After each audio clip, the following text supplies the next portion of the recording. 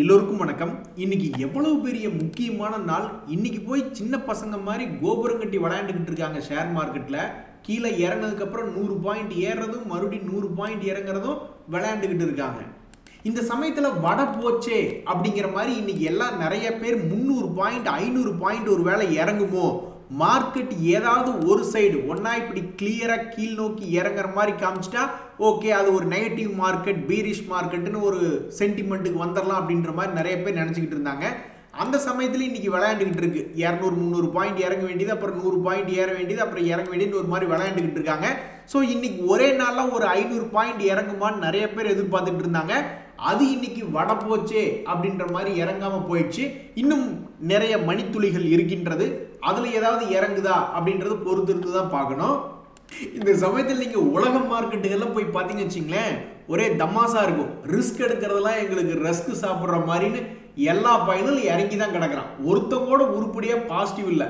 Positive இருக்கிறது யாரு அப்படின்னு பார்த்தா இந்த அமெரிக்க டாலர் இண்டெக்ஸும் கோல்டும் அதே மாதிரி க்ரூட் ஆயில் எரியிற நெருப்புல எண்ணெய் ஊத்துறா அப்படின்ட்டு உலகம் பூலாவுமே என்ன ஆகுது, குவார்டர்லி ரிசல்ட் சரியில்லை அல்லது ஏதாவது ஒரு பிரச்சனை அல்லது அமெரிக்கால பிரச்சனை அப்படின்ற மாதிரி எல்லா உலக மார்க்கெட்டுகளும் ப்ராஃபிட் புக் பண்ணி இறங்கிக்கிட்டு இருக்கான். அந்த நெருப்புல எண்ணெய் ஊத்துற மாதிரி மறுபடியும் க்ரூட் ஆயில் அப்படின்றது இன்னைக்கு ஒரு 2% ஏறி இருக்கு. இந்த சமயத்தில் ஒரு முக்கியமான ஷேரை பத்தி பேசணும். என்ன ஒரு புத்திசாலித்தனம் அப்படின்ற மாதிரி இன்னைக்கு இறங்கி இருக்கக்கூடிய மார்க்கெட்லயும் கிட்டத்தட்ட 6% மேல் நோக்கி ஏறி இருக்கு. கடந்த 6 மாதத்துல மட்டும் கிட்டத்தட்ட 54% சம்பாரிச்சு கொடுத்துருக்கக்கூடிய இந்த பிரமல் ஃபார்மா இன்னைக்கு மிகப்பெரிய ஒரு ஃபோக்கஸ் அப்படின்றது வந்திருக்கான் இன்னைக்கு மார்க்கெட்ல. ஏன்னா கீழே விழுந்த மார்க்கெட்லயும் இவன் ஒரு 7% ஏறி இருக்கான். இந்த சமயத்துல நிறைய பேர் கிடக்கிறதெல்லாம் கிடக்கட்டும், ஏற்கனவே வாங்கி லாக் ஆகி கிடக்குது, பரவாயில்ல இது தனியா கிடக்கட்டும், புதுசா ஷாப்பிங் பண்ண போவோம் அப்படின்னு நிறைய பேர் எந்த பங்குகள் முன்னணி பங்குகள் ப்ளூ சிப் கம்பெனியில் கீழே இறங்கி இருக்கோ அதையெல்லாம் லிஸ்ட் எடுத்து வச்சுட்டு கொஞ்சம் கொஞ்சமா ஷாப்பிங் பண்ணிக்கிட்டு இருக்காங்க. ஆனா வேறு சில நண்பர்களுக்கு பார்த்தோம்னா எங்கேயுமே கேஷ் இல்லை. எங்காவது ஒன்று கீழே விழுந்த ஷேரை ஏவரேஜ் பண்ணலாம் அல்லது வேற ஏதாவது ஒன்று பண்ணலாம் அப்படின்ற மாதிரி யோசிச்சாக்க எங்கேயுமே கேஷ் இல்லை. மொத்த பணத்தையும் தொடச்சி மேலேயே இன்வெஸ்ட்மெண்ட் பண்ணிட்டாங்க. அதாவது ஷேர் மார்க்கெட் உச்சியில் இருக்கும்போதே இன்வெஸ்ட்மெண்ட் பண்ணிட்டு இப்போ என்னடா பண்றது அப்படின்ற மாதிரி இப்போ அவங்க தெரியாம வந்துகிட்டு இருக்காங்க. என்ன காமெடி பண்ணிக்கிட்டு இருக்கீங்களா அப்படிங்கிற மாதிரி இந்த இண்டஸ்இண்ட் பேங்க், ஆக்சிஸ் பேங்க் பாத்தீங்களா, ஆக்சிஸ் பேங்க் இன்னைக்கு ஒரு 1.5% ஏறி, இண்டஸ்இண்ட் பேங்க் 1.5% ஏறி நம்மளுடைய ஷேர் மார்க்கெட்டையே தடுத்து நிறுத்த முடியுமான்னு முயற்சி பண்ணிக்கிட்டு இருக்கு. கும்பாக்குட்டி நீங்களே கடந்த 6 மாதத்துல பாத்தீங்கன்னா 34% இறங்கின ஆள் தான். இன்னைக்கு என்னமோ இன்னைக்கு மேலே ஏறி மார்க்கெட்டை மேல் நோக்கி நிறுத்துற மாதிரி தமாஸ் பண்ணிக்கிட்டு இருக்கீங்க. ஒரு நண்பர் கூட சொல்லிக்கிட்டு இருந்தார், இந்த இண்டஸ்இண்ட் பேங்க்லாம் நிஃப்டி 50 இண்டெக்ஸ்ல இருக்குங்க, அந்த ஒரு நம்பிக்கையில தான் நான் எடுத்து வச்சுக்கோ வந்திருக்கேன். இப்போ பார்த்தா பல்ல காட்டிட்டு கீழே படுத்து கிடக்கு, இதெல்லாம் என்னதாங்க பண்றது அப்படின்ற மாதிரி இப்போ அவன் யோசிச்சுக்கிட்டு இருக்காப்ல. ஆனா பல்கா வாங்கியிருக்கிறவங்களுக்கு எந்த விதமான பெரிய பிரச்சனை அப்படின்றது இருக்காது. ஏன் அப்படின்னா இதெல்லாம் எஃப்என்டோல இருக்கக்கூடிய ஸ்டாக். ஒருவேளை கீழே இருக்கிற மாதிரி இருந்தால் என்ன பண்ணுறதுன்னு சொல்லிட்டு அதுக்கு உண்டான புட் ஆப்ஷன் இது வாங்கி வச்சிருந்தா மேபி லாஸ் என்பது குறைக்கப்பட்டு இருக்கும். ஏய் நீ சனிக்கிழமை ரிசல்ட் விட்டாலும் சரி, வெள்ளிக்கிழமை அன்னைக்கு ரிசல்ட் விட்டாலும் சரி, எங்கிட்ட இருந்து தப்பிக்கவே முடியாதியா அப்படின்ற மாதிரி போன வாரம் கடைசியில் வெளியிடப்பட்ட ரிசல்ட்டுகள் எடுத்து பார்க்குறோம். எல்லாமே அங்கே ஒரு 7%, 3% அப்படின்ற மாதிரி அடி. ஜஸ்ட் டயல், பிசிபிஎல் போன்ற கம்பெனிலாம் 7% அடி. இந்த avenue super market business update கொடுக்கும்போது பல்ல காட்டிட்டு மேலே போன பங்கு தான். பட் ஆக்சுவலாக ரிசல்ட் வெளியே வந்ததுக்கப்புறம் அவனை இன்னைக்கு போய் எடுத்து பார்த்தா 2% இறங்கியிருக்கு. ஒன்று கௌரவமாக சொல்லிக்கிற மாதிரிலாம் இல்லை. சில ஸ்டாக்கு ப்ளஸ் அல்லது கொஞ்சோண்டு மைனஸில் இருக்குது ரிசல்ட் வந்ததுக்கப்புறம். பட் இந்த ஈக்குனாக்ஸ், கான்கோட் ட்ரக்ஸ் அப்படின்றதெல்லாம் ஒன்றும் சொல்லிக்கிற மாதிரி ப்ளஸ் எல்லாம் கிடையாது. சும்மா ஏதோ ஒப்புக்குச்சப்பா கொஞ்சோண்டு flat to negative to flat அல்லது ஒரு சின்ன பாசிட்டிவ் அப்படின்ற மாதிரி நிறுத்தி வச்சிருக்காங்க. இதில் இந்த ஹெச்சிஎல் டெக்னுடைய ரிசல்ட் இன்னைக்கு வருது. அது ஆஃப்டர் மார்க்கெட் ஹவர்ஸ் தான் வருது. அது மட்டும் இல்லை, இன்னும் பல முக்கியமான கம்பெனிகள் Angel One, Anand Rathi, Delta Corp போன்ற கம்பெனிகளுடைய ரிசல்ட் இன்னைக்கு வருது. இவங்கெல்லாம் இதே மாதிரி ஒரு 7%, 10% இம்பாக்ட் ஆகுறாங்களா இல்லையா அப்படின்றத பொறுத்திருந்து தான் பார்க்கணும். உண்மையிலேயே இன்னைக்கு சாதித்தவர்கள் யாரு அப்படின்னு பார்த்தீங்கன்னா இந்த எஸ்ஜிஎல்டிஎல் அப்படின்ற ஐபிஓ கிடைச்சவங்க தான். அதாவது standard glass lining technology IPO கிடைச்சவங்க தான். என்ன காரணம் அப்படின்னு பார்த்தீங்கன்னு வச்சுங்களேன், இந்த ஷேர் லிஸ்ட் ஆகிறப்போ ரொம்ப கடுமையான சூழ்நிலையில லிஸ்ட் ஆகுது. அதே சமயம் கிட்டத்தட்ட ஒரு ஷேர் அவங்க இஷ்யூ பண்ணும் பொழுது 65 பேர் போட்டி போட்டிருக்காங்க. ஸோ 65 பேர்த்துல ஒருத்தரா அவங்களுக்கு வந்து இந்த ஸ்டாக் கிடைச்சிருந்ததுன்னா அலாட் ஆயிருக்கும். மிகப்பெரிய ஒரு லிஸ்டிங் கெயின் வரும், கிட்டத்தட்ட ஒரு 60% லிஸ்டிங் கெயின் அப்படின்னு எதிர்பார்த்துட்டு இருந்த சமயத்தில் மார்க்கெட் சரியில்லாதனால மேபி ஒரு 30 to 35% தான் லிஸ்டிங் ஆகும் அப்படின்ற மாதிரி பார்த்துட்டு இருந்தாங்க. அதுவும் இந்த திங்கட்கிழமை வர வர அந்த நம்பிக்கையும் நிறைய பேருக்கு போயிடுச்சு. ஆனால் இருந்தாலும் உண்மையிலேயே 22% பக்கம் ப்ராஃபிட்ல வந்து லிஸ்ட் ஆகி அவங்களுக்கு பல பேர்த்துக்கு சந்தோஷத்தை கொடுத்து சாதிச்சவங்கடா இந்த SLTL ஷேர் வச்சிருக்கிறவங்க அப்படின்ற மாதிரி பேர் வாங்கிட்டாங்க. வேற ஏதாவது ஐபிஓக்கள் ஓப்பன் ஆயிருக்கு அப்படின்னு பார்த்தா இந்த லக்ஷ்மி டென்டல் அப்படின்ற ஐபிஓ ஓப்பன் ஆயிருக்கு. இப்போ ஓப்பனாக இருக்கக்கூடிய இந்த லக்ஷ்மி டென்டல் லிமிடெட் அப்படின்ற கம்பெனி ஒரு டென்டல் ப்ராடக்ட்ஸ் விற்கக்கூடிய ஒரு கம்பெனி. இந்த சமயத்தில் வந்து இந்த கம்பெனியில் வந்து 10% தான் ஆஃபர் பண்ணுறாங்க பப்ளிக்கு. ஏன்னு கேளுங்க, இதனுடைய லாஸ்ட் சம் இயர்ஸ்னுடைய P&L எடுத்து பார்த்தோம்னா சிலதில் நஷ்டம் பண்ணி வச்சிருக்காங்க. ஸோ இதனுடைய P&L படி இது வந்து ரொம்ப ஸ்ட்ராங்கான கம்பெனி இல்லை என்றாலும் தற்போதைக்கு ஷேர் மார்க்கெட்டில் இது ஒருவேளை 30% பக்கம் ப்ராஃபிட்டில் வந்து லிஸ்ட் ஆகுதோ அப்படின்ற மாதிரி யோசிச்சுக்கிட்டு இருக்காங்க. இது லிஸ்ட் ஆகிற சமயத்தில் இதே மாதிரி மார்க்கெட் பெரிய அளவில் கும்பா பாடிச்சு இந்த 30% போச்சுன்னா அப்புறம் கும்பா குட்டி தான். பட் எது எப்படியோ கிரே மார்க்கெட் ஒரு நார்மலான மார்க்கெட் இருக்கும் சமயத்தில் அது ஒரு 30% மேபி ப்ராஃபிட்டில் வந்து லிஸ்ட் ஆகும்னு எதிர்பார்க்குறாங்க. அதே மாதிரி நம்மளுடைய ரீட்டைல் பீப்புள் பொறுத்த வரைக்கும் ஒரே ஒரு ஷேர் ஆஃபர் பண்ணுறாங்க. இன்னைக்கு தான் ஓப்பன் ஆயிருக்கு, இன்னைக்கே ஒரு 7 பேர் அப்ளை பண்ணிட்டாங்க. ஸோ சப்ஸ்கிரிப்ஷன் ரேஷியோ அதே மாதிரி கிரே மார்க்கெட் ப்ரீமியம் என்பது தற்போதைக்கு இந்த புது ஐபிஓ லக்ஷ்மி டென்டலுக்கு ஒரு மாதிரி சாதகமாக உள்ளது. இன்னைக்கு இறங்கி இருக்கக்கூடிய மார்க்கெட்லையும் ஏறி இருக்கக்கூடிய பாசிட்டிவ் மொமெண்டம்ல இருக்கக்கூடிய சில ஷேர்களை பற்றி இப்போ நியூஸ் பார்க்கலாம். இந்த IREDA அப்படின்ற ஷேர் வந்து 1.5% ஏறி இருக்கான். சமீபத்தில் இவன் ரிசல்ட் வெளியிருந்ததுக்கு அப்புறம் நல்லா தான் இருந்தது ரிசல்ட். பட் இருந்தாலும் இவனையெல்லாம் கிட்டத்தட்ட 8% அடி வெளுத்து விட்டாங்க ரிசல்ட்டுக்கு அப்புறம். அந்த ரிசல்ட் ஆக்சுவலாக என்ன அப்படின்னு வந்திருக்குன்னா போன குவார்ட்டரை விடவும் லாபகரமாக தான் இருக்குது, போன வருஷத்தினுடைய குவார்ட்டரை விடவும் லாபகரமாக இம்ப்ரூவ் தான் பண்ணியிருக்கான். இருந்தாலும் அடிச்சு வச்சிருந்தாங்க. ஒருவேளை இந்த சனி ஞாயிறில் உட்காந்து ரூம் போட்டு யோசிச்சாங்களா என்ன அப்படின்றது தெரியல. அதுக்கப்புறம் இன்னைக்கு பாசிட்டிவ் மொமெண்டம்ல தான் ஆரம்பிச்சது இந்த IREDA. ஈவன் தொடர்ந்து மேல் நோக்கி ஏறி வந்தால் ரொம்ப மகிழ்ச்சியாக தான் இருக்கும். தற்போதைக்கு 200 days மூவிங் ஆவரேஜ் கீழே போகாமல் அடம் பிடிச்சிட்டு வந்துக்கிட்டு இருக்கான்.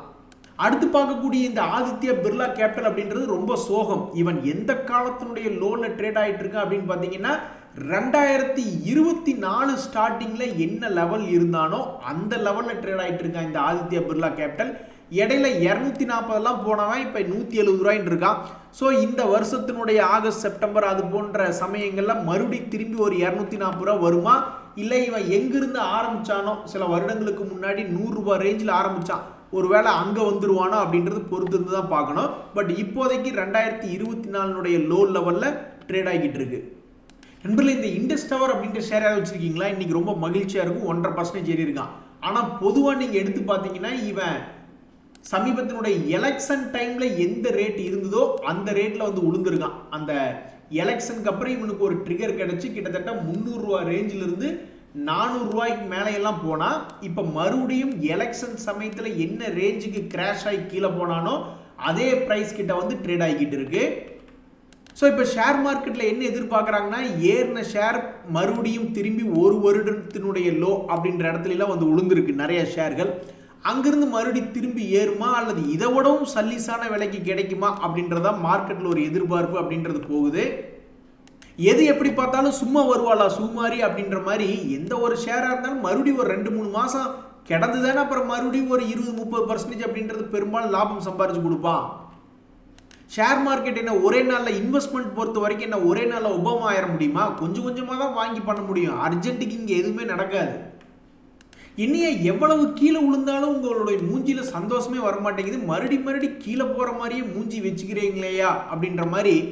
இந்த ஸ்டார் ஹெல்த் அப்படின்னு ஒரு ஷேர், அந்த ஷேரை போய் எடுத்து பார்த்தோம்னா அவனுடைய வரலாறு காணாத லோல்ல மல்டி இயர் லோல்ல வந்து ட்ரேட் ஆகிட்டு இருக்கான். எங்கேயுமே பெருசா சப்போர்ட் எடுக்காம வந்துகிட்டு இருக்கான் இந்த ஸ்டார் ஹெல்த்.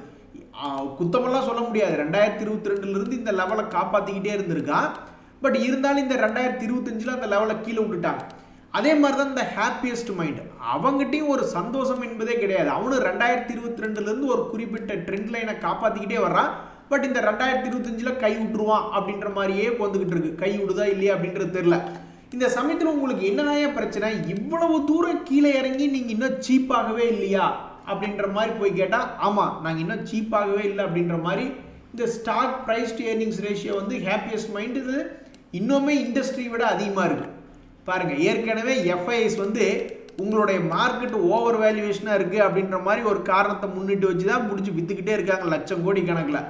அந்த சமயத்தில் நம்மளால இன்னுமே இறங்காமல் இன்னுமே வேல்யூவேஷன் கிட்ட வராமல், அதாவது எங்கேயும் ஒரு பத்திரிகையில் ஒரு செய்தி ஒன்று படித்தேன், you cannot be wrong at PE 9 அல்லது PE 10 அப்படின்ற மாதிரி. அதாவது stock price to earnings ratio வந்துச்சுன்னா சைனா மார்க்கெட்டு கூட ஒரு இடம் price to earnings ratio around 10 கிட்ட வரும்பொழுது பல ஸ்டாக்குகள் மேலே பவுன்ஸ் அடிச்சான்.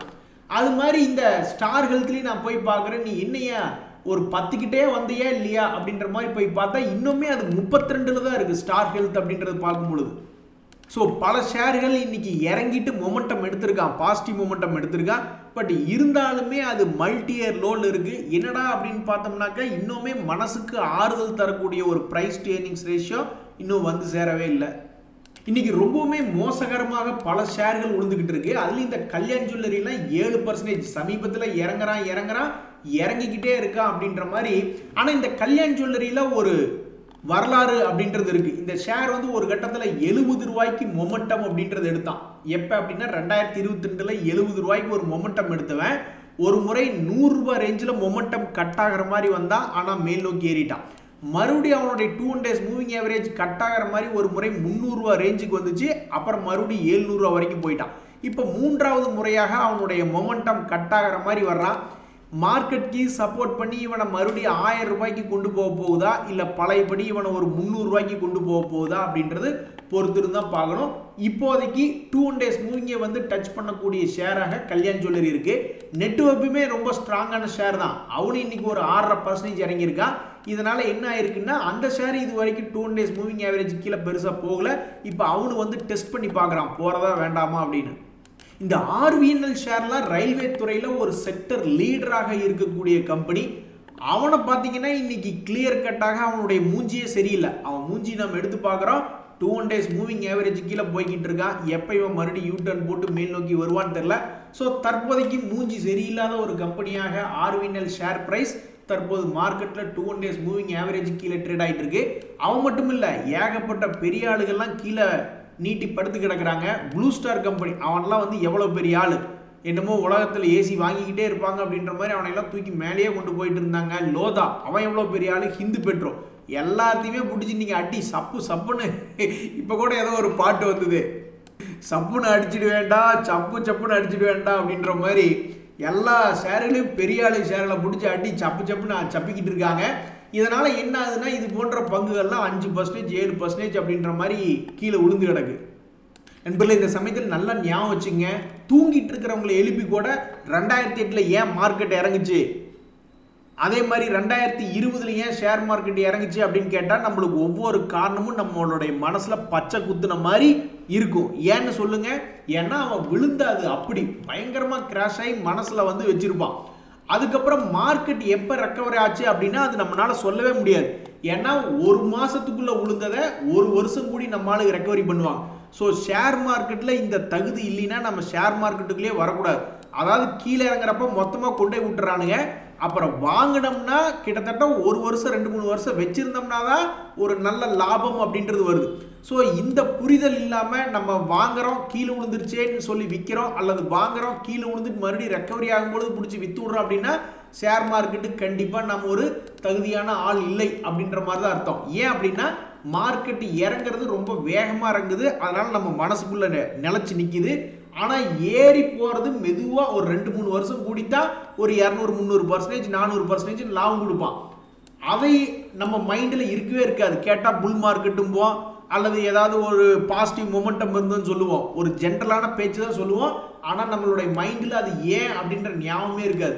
அதனால் ஏறுறதுக்கு 1 வருஷம் 2 வருஷம் பாடுபட்டு தான் ஆகணும். இறங்குறது குப்புன்னு என்னைக்கு வந்தாலும் ஒரு நெகட்டிவ் நியூஸ் கரெக்டாக இருக்கும் பொழுது குப்புன்னு இறங்கிடும். ஸோ நீங்கள் ஸ்டாக் மார்க்கெட்டில் இப்படி இறங்கிட்டு மறுபடியும் 1 வருஷம் 2 வருஷம் வெயிட் பண்ணுற மாதிரியான ஆளுங்க இல்லை அப்படின்னா இது வந்து உங்களுக்கு உண்டான இடமே கிடையாது. அது மட்டும் இல்லை, இன்னைக்கு சில முக்கியமான நியூஸ்கள் எடுத்து பார்த்தீங்கன்னு வச்சுங்களேன், இன்னைக்கு சென்செக்ஸ் எல்லாம் 500 பாயிண்ட்டுக்கு மேலே கீழே இறங்கி போய்கிட்டு இருக்கு. இப்போ நஷ்ட கணக்கு எடுத்து பார்த்தோம்னா கண்டிப்பாக இதெல்லாம் தாண்டி இருக்கும். காலையிலேயே 4 லட்சம் கோடி லாஸ் நம்மளுடைய ஷேர் மார்க்கெட்டுக்கு, மார்க்கெட் கேபிட்டல் இறங்கிடுச்சு அப்படின்ற மாதிரி இருந்தது. கண்டிப்பாக நம்மளுடைய போர்ட்ஃபோலியோவில் நம்மளும் கொஞ்சம் கொஞ்சம் கான்ட்ரிபியூட் பண்ணியிருப்போம். இதில் இன்னொரு தலைவலி என்ன அப்படின்னு பார்த்தீங்கன்னா, இன்னைக்கு நம்மளுடைய ருப்பி, அதாவது க்ரூட் ஆயில் சம்பந்தமே இல்லாமல் இன்னைக்கு மேலே கொண்டு வந்துகிட்டு இருக்காங்க 2-3 நாளாக. இந்த சமயத்தில் நம்மளுடைய ருப்பி அப்படின்றது கீழே இறங்கிட்டு இருக்கும்பொழுது நம்மளுக்கு மத்தளத்துக்கு 2 பக்கமும் அடி என்பது போல நம்மளுக்கு விழுந்துகிட்டு இருக்கு இந்தியாவுக்கு அடி. இந்த சமயத்தில் ஹெச்சிஎல் டெக் எல்லாம் வந்து பெரிய கதாநாயகம் மாதிரி மார்க்கெட் அப்படியே தூக்கி நிறுத்திடுவானோ அப்படின்ற மாதிரிலாம் நம்பிக்கை எனக்கு இல்லை பர்சனலாக. ஏன்னு கேளுங்க, டிசிஎஸ் எவ்வளோ பெரிய கம்பெனி, அவன் 5% ஏறியுமே மார்க்கெட்டை நிலையாக நிறுத்தி வைக்க முடியல. அப்போ ஹெச்சிஎல் டெக்னால முடியுமா அப்படின்றது என்னை பொறுத்த வரைக்கும் இல்லை, நீ நம்மளுடைய மார்க்கெட்டையே காப்பாற்ற வந்த ஆபத் பாந்தவன் இல்லை அப்படின்ற மாதிரி தான் நான் நினச்சிக்கிறேன். சரி நண்பர்களே, மொத்தமாக வேட்டியை உருவிட்டு விட்டுறாதீங்க, ஏதாவது கொஞ்சமாவது மிச்சம் வைங்க அப்படின்ற மாதிரி தான் இன்றைக்கி இந்த மார்க்கெட்டை பற்றி நினச்சிக்க வேண்டியதாக இருக்குது. இன்றைய தகவல் அனைத்து உங்களுக்கு உதவியாக இருந்ததுன்னு எனக்கு மகிழ்ச்சி தான். ரொம்ப நன்றி, வணக்கம்.